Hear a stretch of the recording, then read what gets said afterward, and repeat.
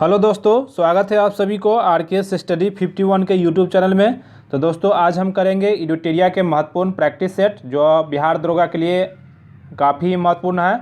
तो दोस्तों इस प्रैक्टिस सेट को आप लोग ज़रूर बनाएं और लास्ट में कमेंट करके बताएं कि आपको कितना नंबर आया। तो चलिए शुरू करते हैं पहले क्वेश्चन के साथ। पहला क्वेश्चन है आपके सामने स्क्रीन पर कि निम्न में से किसी विधि के समक्ष समानता में छूट प्रदान की गई है।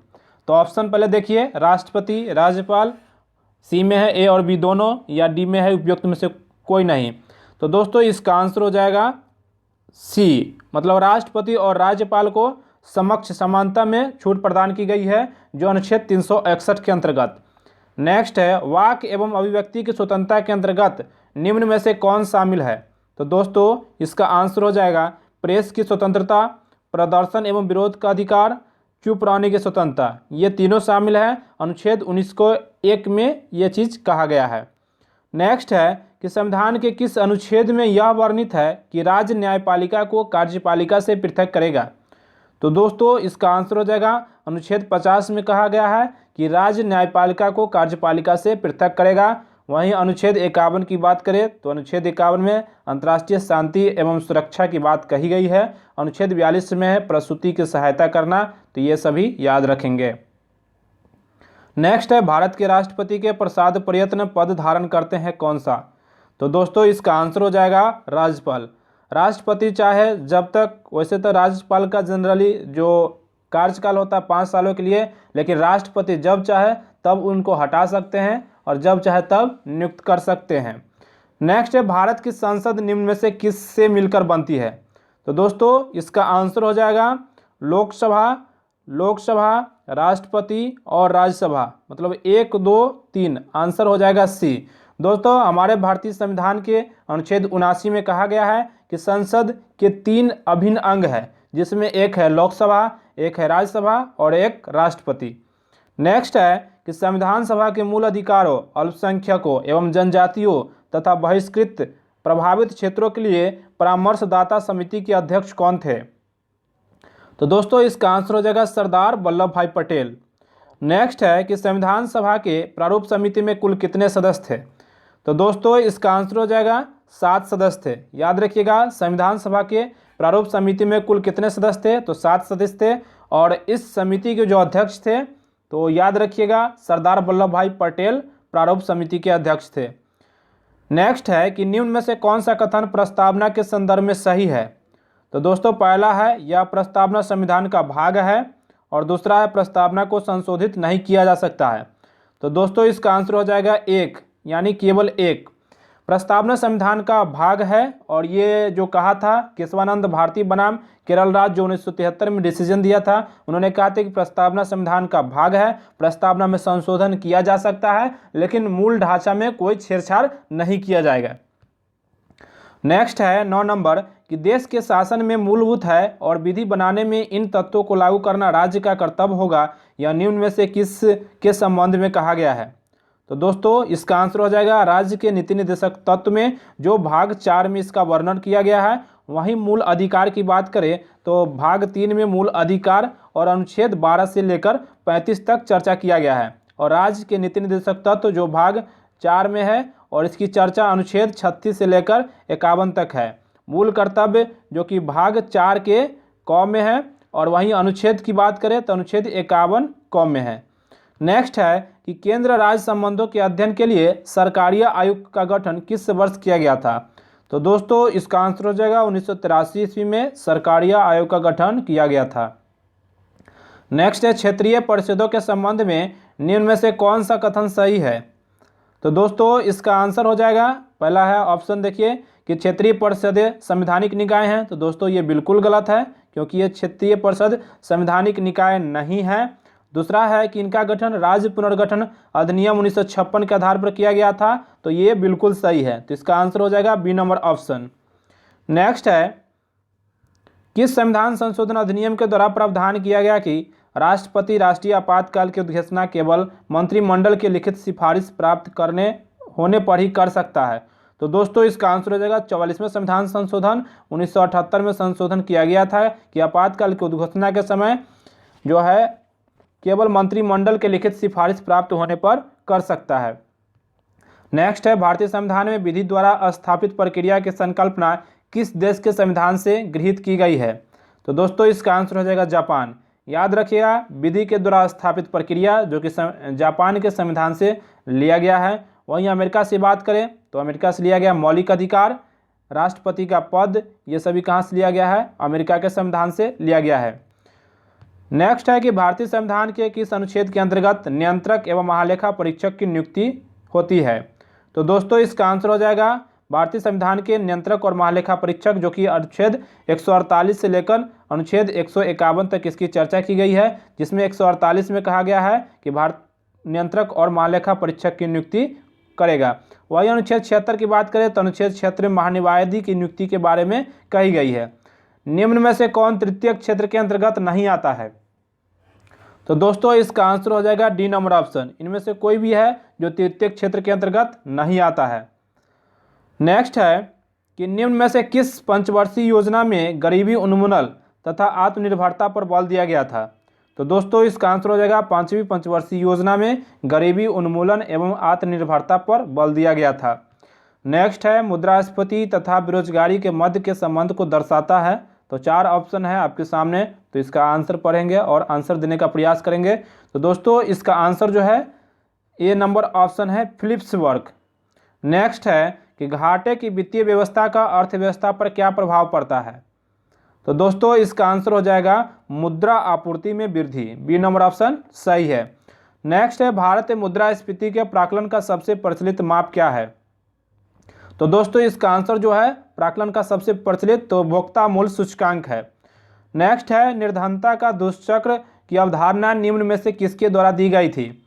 तो दोस्तों इसका आंसर हो जाएगा रेगनर नर्स के द्वारा निर्धनता का दुष्चक्र का अवधारणा दिया था। नेक्स्ट है, प्रथम पंचवर्षीय योजना किस मॉडल पर आधारित थी? तो दोस्तों प्रथम पंचवर्षीय योजना की शुरुआत गठन जो 1951 से 1956 के लिए किया गया था और इसमें जो मॉडल था किसके आधार पर था? तो दोस्तों इसका आंसर हो जाएगा हेराल्ड डोमर मॉडल पर था। वहीं दूसरी पंचवर्षीय योजना जो 1956 से लेकर 1961 तक चलती है, ये पीसी महालनोबिस के मॉडल पर आधारित था। नेक्स्ट है, निम्न में से कौन व्यापक मुद्रा कहलाती है? तो दोस्तों इसका आंसर हो जाएगा M3। M3 को व्यापक मुद्रा कहा जाता है और पिछले सेट में पढ़े थे कि संकीर्ण मुद्रा किसे कहा जाता है? तो याद रखिएगा M1 को संकीर्ण मुद्रा कहा जाता है। निम्न में कौन मौद्रिक नीति का गुणात्मक उपकरण नहीं है? तो दोस्तों इसका आंसर हो जाएगा खुले बाजार की क्रिया जो है मौद्रिक नीति का गुणात्मक उपकरण नहीं है। नेक्स्ट है कि RBI यानी रिजर्व बैंक ऑफ इंडिया का लेखा वर्ष कब से कब तक है? तो दोस्तों इसका आंसर हो जाएगा 1 जुलाई से 30 जून।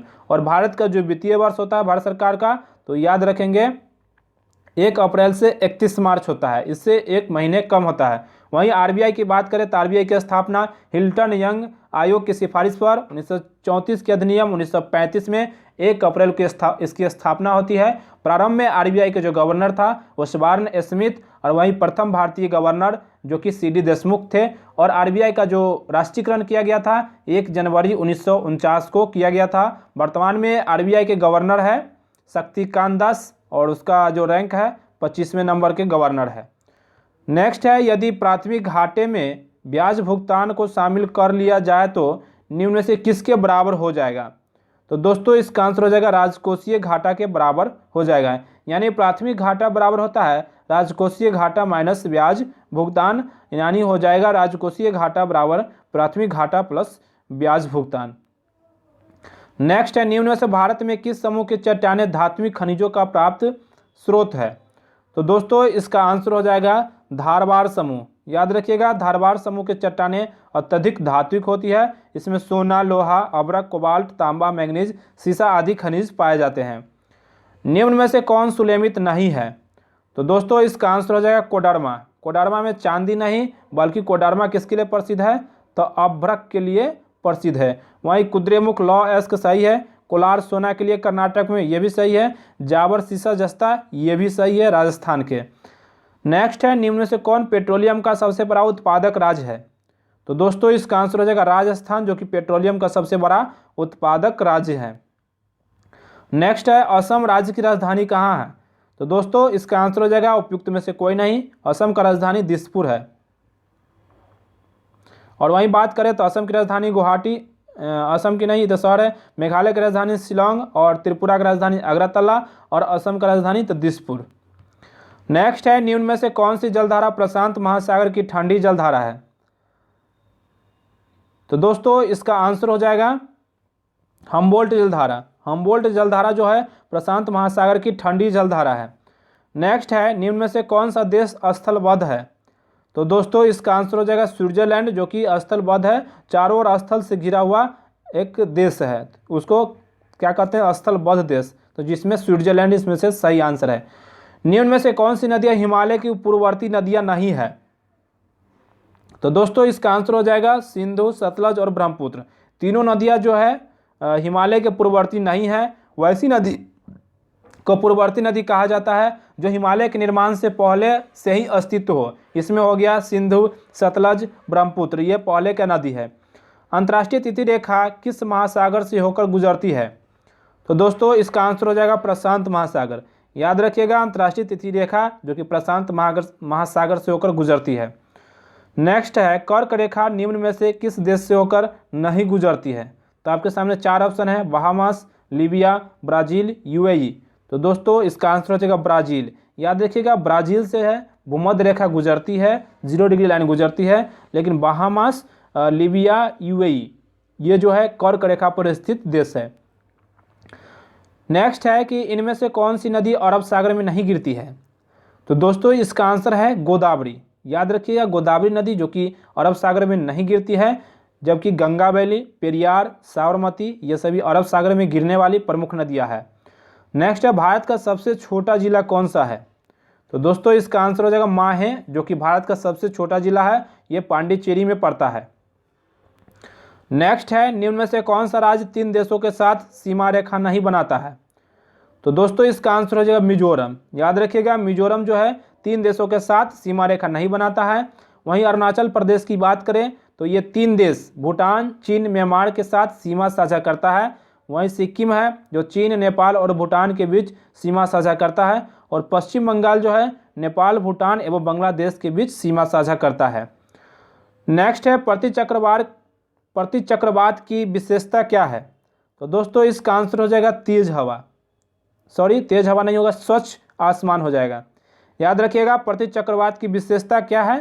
तो याद रखिएगा स्वच्छ आसमान होगा। क्या होगा? स्वच्छ आसमान। वही बात करें प्रतिचक्रवात के क्या होता है, तो चक्रवात के केंद्र में होता है हाई प्रेशर जो बाहर की ओर चलता है। नेक्स्ट है कि लाइकेन सबसे अच्छे सूचक है किस प्रदूषण के लिए? तो दोस्तों इसका आंसर हो जाएगा वायु प्रदूषण। याद रखिएगा लाइकेन सबसे अच्छे सूचक किसका है? तो वायु प्रदूषण का सबसे अच्छा सूचक है, और लाइकेन जो मिलकर बनता है कवक और शैवाल के मिश्रण से बनता है। नेक्स्ट है, प्लासी का युद्ध कब लड़ा गया था? तो दोस्तों इसका आंसर हो जाएगा 23 जून 1757 ईस्वी को प्लासी के युद्ध लड़ा गया था अंग्रेज और सिराजुद्दौला के बीच। अंग्रेज और सिराजुद्दौला के बीच लड़ा गया था, जिसमें सिराजुद्दौला के सेनापति मीर जाफर धोखाधड़ी के कारण वे हार गया था। बाद में अंग्रेजों ने सिराजुद्दौला का नवाब वहाँ का बना दिया गया था। फिर 1960 में मीर जाफर को हटाकर मीर कासिम को वहाँ का शासक नियुक्त कर देता है। नेक्स्ट है, सहायक संधि करने वाला प्रथम भारतीय राज्य कौन है? तो दोस्तों इसका आंसर हो जाएगा हैदराबाद। याद रखिएगा सहायक संधि करने वाला भारत का प्रथम भारतीय राज्य जो है हैदराबाद है। नेक्स्ट है, भारत में नागरिक सेवा का जनक किसे माना जाता है? तो दोस्तों इसका आंसर हो जाएगा लॉर्ड कॉर्नवालिस। याद रखिएगा भारत में नागरिक सेवा का जनक जो कि लॉर्ड कॉर्नवालिस को माना जाता है। नेक्स्ट है, महलवाड़ी भू राजस्व व्यवस्था किसके द्वारा लागू किया गया था? तो दोस्तों इसका आंसर हो जाएगा हॉल्ट मैकेंजी के द्वारा महलवाड़ी व्यवस्था को लागू किया गया था। नेक्स्ट है, किताब उल हिंद की रचना किसने किया? तो दोस्तों इसका आंसर हो जाएगा अल-बरूनी के द्वारा किताब उल हिंद की रचना किया गया था। नेक्स्ट है, निम्न में से कौन सिकंदर का समकालीन था? तो 4 ऑप्शन है, अजातशत्रु, उदयन, कलाशोक। तो दोस्तों इसका आंसर हो जाएगा घनानंद। याद रखिएगा सिकंदर का समकालीन कौन था? तो घनानंद। नेक्स्ट है कि अष्टदिग्गज किसके दरबार में रहते थे? तो दोस्तों इसका आंसर हो जाएगा कृष्णदेव राय के दरबार में कवियों का एक समूह था, 8 कवियों का समूह जिसको अष्टदिग्गज कहा गया है। नेक्स्ट है, पहली बार किसी के सती होने का प्रमाण कहाँ से प्राप्त होता है? तो दोस्तों इसका आंसर हो जाएगा बी नंबर ऑप्शन, भानुगुप्त के एरन अभिलेख से पहली बार सती होने का प्रमाण प्राप्त होता है। नेक्स्ट है, किस युद्ध के पश्चात बाबर ने गाजी की उपाधि धारण की थी? तो दोस्तों इसका आंसर हो जाएगा खानवा का युद्ध, जो 1527 ईस्वी में हुआ था, और इसी युद्ध में बाबर ने गाजी की उपाधि धारण किया था। वहीं पानीपत की युद्ध बात करें तो 1526 ईस्वी में हुआ था, और वहीं खानवा का युद्ध 1527 में, उसके बाद चंदेरी का युद्ध हुआ था 1528 में, और घाघरा का युद्ध हुआ था 1529 में, और बाबर की मृत्यु हो गया था 1530 में। नेक्स्ट है, भारतीय विश्वविद्यालय अधिनियम किस गवर्नर जनरल के काल में पारित हुआ था? तो दोस्तों इसका आंसर हो जाएगा लॉर्ड कर्जन। याद रखिएगा, भारतीय विश्वविद्यालय अधिनियम लॉर्ड कर्जन के काल में पारित हुआ था 1904 ईस्वी में, और इसका जो कर्जन का कार्यकाल था 1899 से 1905 तक इसका कार्यकाल रहा था, और इसी गवर्नर के समय में बंगाल विभाजन भी हुआ था जो 16 अक्टूबर 1905 को प्रभावी हुआ था। नेक्स्ट है, किस बौद्ध संगति के दौरान अभिधम्म पिटक की रचना की गई? तो दोस्तों इसका आंसर हो जाएगा तृतीय बौद्ध संगति के समय में अभिधम्म पिटक की रचना की गई। दोस्तों इसमें 3 पिटक हैं, सुत्त पिटक, विनय पिटक और अभिधम्म पिटक, जिसमें सुत्त पिटक और विनय पिटक की रचना जो कि प्रथम बौद्ध संगति के समय में किया गया था। नेक्स्ट है कि निम्नलिखित घटनाओं का सही कालक्रम बताना है। तो दोस्तों इसका आंसर हो जाएगा ए नंबर ऑप्शन। पहला है कि क्रिप्स मिशन कब आया था? तो दोस्तों इसका आंसर हो जाएगा मार्च 1942 में आया था। याद रखिएगा, मार्च 1942 में क्रिप्स मिशन। उसके बाद अगस्त प्रस्ताव आया था, अगस्त 1940 ईस्वी में आया था। भारत छोड़ो आया था 9 अगस्त 1942 ईस्वी को आया था, और वहीं व्यक्तिगत सत्याग्रह जो आया था अगस्त 1942 में आया था। तो कालक्रम के अनुसार इसको सजाना है, तो सबसे पहले हो जाएगा अगस्त प्रस्ताव, उसके बाद हो जाएगा व्यक्तिगत सत्याग्रह, उसके बाद हो गया क्रिप्स मिशन, उसके बाद हो जाएगा भारत छोड़ो आंदोलन। तो ये सभी आपको याद रखना है। नेक्स्ट है कि दिल्ली सल्तनत के किस शासक ने इक्ता प्रणाली की शुरुआत की थी? तो दोस्तों इसका आंसर हो जाएगा इल्तुतमिश। याद रखिएगा, इक्ता प्रणाली की शुरुआत इल्तुतमिश के द्वारा किया गया था। नेक्स्ट है कि निम्नलिखित में से कौन चतुराईपूर्ण निष्क्रियता की नीति के साथ जुड़ा था? तो दोस्तों इसका आंसर हो जाएगा जॉन लॉरेंस। याद रखिएगा, चतुराईपूर्ण निष्क्रियता की नीति के साथ कौन जुड़ा हुआ है? तो जॉन लॉरेंस जो कि जुड़ा हुआ था। निम्नलिखित में से किस सुखगुरु ने अकाल तख्त की स्थापना किया था? तो दोस्तों इसका आंसर हो जाएगा गुरु हरगोविंद। सिख के 6ठे गुरु ये हरगोविंद थे, इन्होंने अकाल तख्त की स्थापना किए थे।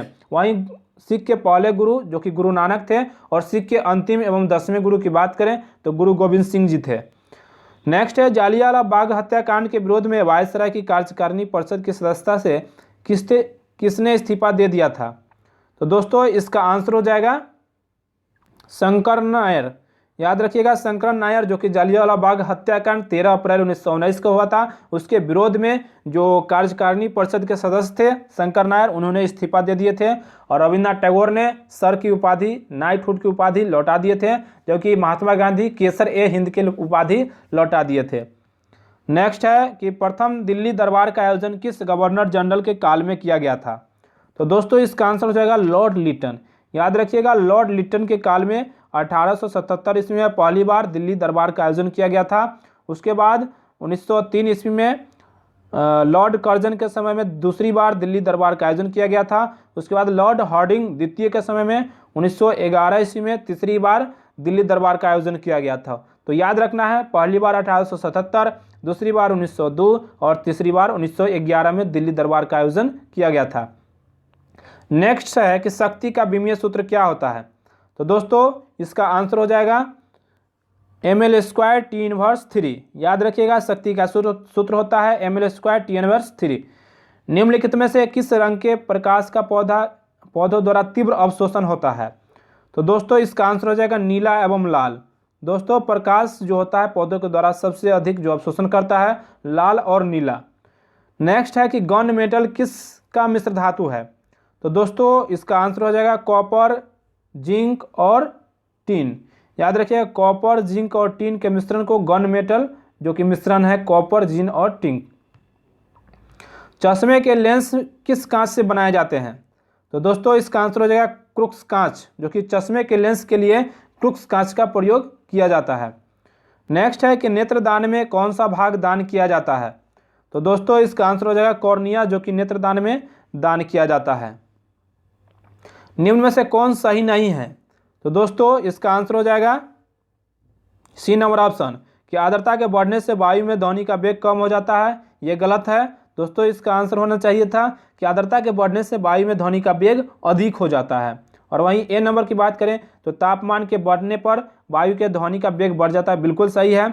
वायु के ध्वनि का वेग दाब पर निर्भर नहीं करता, ये भी सही है। और आयाम तथा आवृत्ति के परिवर्तन से वायु में ध्वनि का वेग प्रभावित नहीं होता, ये भी सही है। लेकिन सी नंबर ऑप्शन है कि आर्द्रता के बढ़ने से वायु का वेग जो है कम नहीं होता बल्कि बढ़ जाता है। प्रत्यावर्ती धारा यानी एसी अल्टरनेटिंग करंट, और वहीं दृष्ट धारा जिसको कहते हैं हम डीसी डायरेक्ट करंट, एसी को डीसी में परिवर्तन करने की युक्ति को हम क्या कहते हैं? तो दोस्तों इसका आंसर हो जाएगा रेक्टिफायर। याद रखिएगा, रेक्टिफायर के द्वारा एसी को डीसी में परिवर्तन किया जाता है। नेक्स्ट है कि जब बर्फ पिघलती है तब उसका आयतन क्या होता है? तो दोस्तों इसका आंसर हो जाएगा आयतन घट जाता है। याद रखना है, जब बर्फ पिघलता है तो उसका आयतन घट जाता है। नेक्स्ट है सिल्वेनाइट निम्न में से किसका अयस्क है? तो दोस्तों इसका आंसर हो जाएगा सोना। याद रखिएगा, सिल्वेनाइट जो कि सोना का अयस्क है, सिल्वेनाइट, और कल्वेराइट जो कि सोना का अयस्क है। नेक्स्ट है 66 नंबर कि मिलान करना है कि लाइपेज।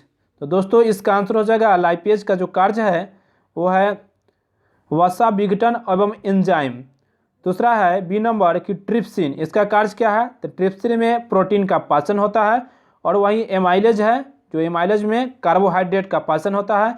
और इरेप्सिन जो है पॉलीपेप्टाइड को एमिनो अम्ल में तोड़ देता है। तो याद रखना है, लाइपेज जो कि वसा विघटन करने वाला एंजाइम है, ट्रिप्सिन प्रोटीन को पचाने वाला एंजाइम है, एमाइलेज क्या करता है तो कार्बोहाइड्रेट का पाचन करता है, और वहीं इरेप्सिन जो है जो पॉलीपेप्टाइड को एमिनो अम्ल में बदल देता है। तो दोस्तों इसका आंसर हो जाएगा ए नंबर ऑप्शन।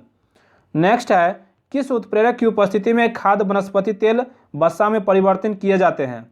तो दोस्तों इसका आंसर हो जाएगा निकेल, जो कि एक उत्प्रेरक है, इसकी उपस्थिति में वनस्पति तेल वसा में परिवर्तित किए जाते हैं।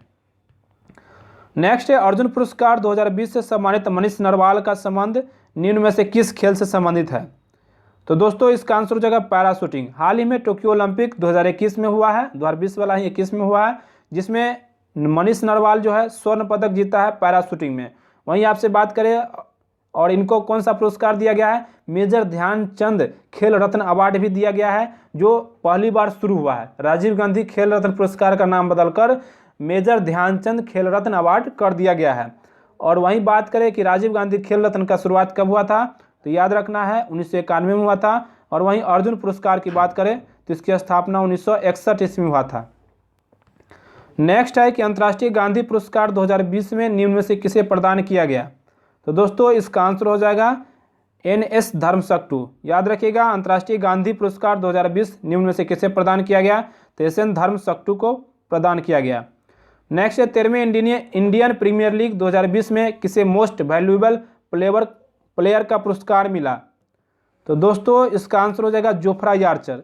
याद रखना है कि 13वें इंडियन मतलब 13वें IPL सीजन जिसका आयोजन 2020 में किया गया, इससे मोस्ट वैल्यूएबल प्लेयर के रूप में जोफ्रा आर्चर को चुना गया। और वहीं 2020 के IPL में KL राहुल सर्वाधिक रन बनाए थे, इसलिए इनको ऑरेंज कप दिया गया था। नेक्स्ट है 14वां विश्व कप क्रिकेट किस देश में आयोजित किया जाएगा? तो दोस्तों इसका आंसर हो जाएगा दक्षिण अफ्रीका। याद रखना है 2027 में इसका आयोजन किया जाएगा 14वां विश्व कप क्रिकेट का। इस बार इसका जो आयोजन स्थल है दक्षिण अफ्रीका में होगा। वहीं 13वां विश्व कप क्रिकेट जो है इसका आयोजन भारत में किया जाएगा 2023 में। नेक्स्ट है स्पिरिट ऑफ क्रिकेट के लेखक कौन है?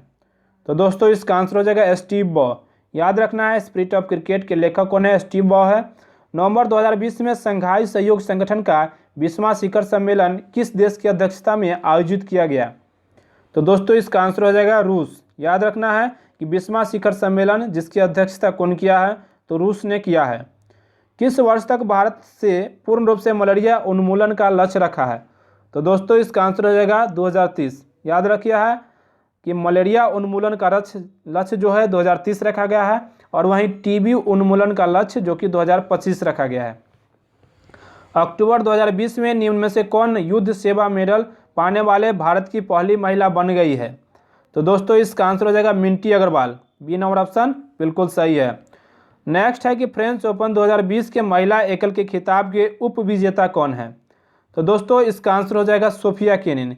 याद रखिएगा इसका उप विजेता पूछा गया है, तो ये याद रखना है, सोफिया केनिन जो है इसकी उप विजेता, और वही ईगा स्विटेक जिसके विजेता है। नेक्स्ट है कि एशिया पावर इंडेक्स 2020 में किस देश को पहला स्थान प्राप्त हुआ है? तो दोस्तों इसका आंसर हो जाएगा अमेरिका को पहला स्थान प्राप्त हुआ है। जो बाइडेन अमेरिका के राष्ट्रपति बने हैं, जो कितने नंबर के हैं? तो दोस्तों इसका आंसर हो जाएगा 46वां नंबर के हैं। और वहीं कमला हैरिस जो कि अमेरिका के पहली महिला उपराष्ट्रपति बनी है, उनका क्रम की बात करें तो उनका क्रम है 49वां नंबर।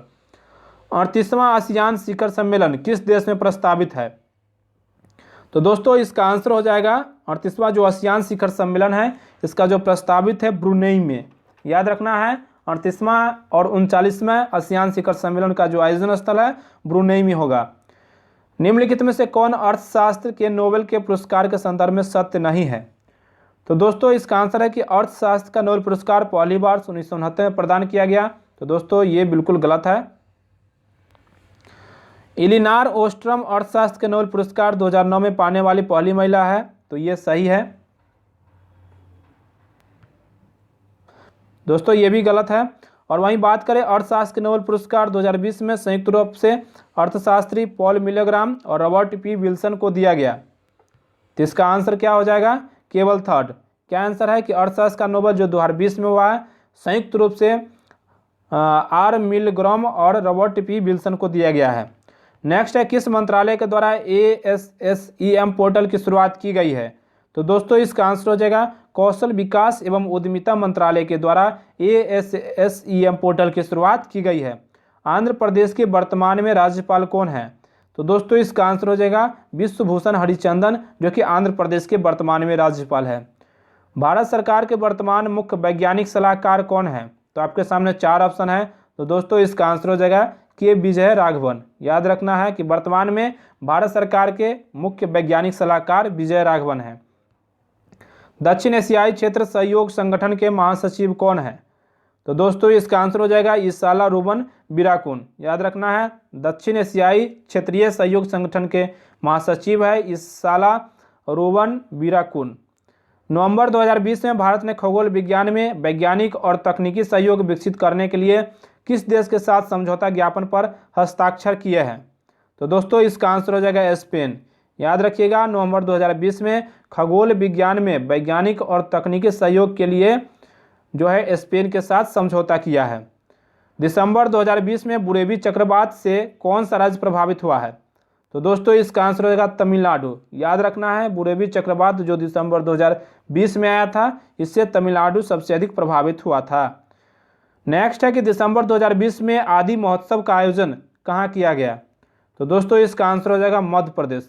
याद रखिएगा कि 2020 में आदि महोत्सव का आयोजन मध्य प्रदेश में किया गया था। वैश्विक लोकतंत्र सूचकांक 2020 में भारत का स्थान कितना है?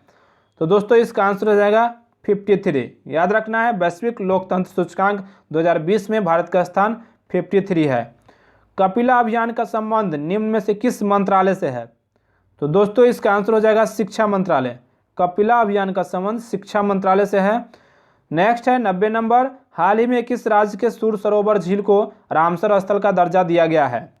दोस्तों इसका आंसर हो जाएगा सूर सरोवर झील जो कि उत्तर प्रदेश में है। वर्तमान में भारत में रामसर स्थल की संख्या 46 हो गई है, और रामसर जो स्थल है ईरान में है। और रामसर का पहला सम्मेलन हुआ था वो 2 फरवरी 1971 को हुआ था ईरान में।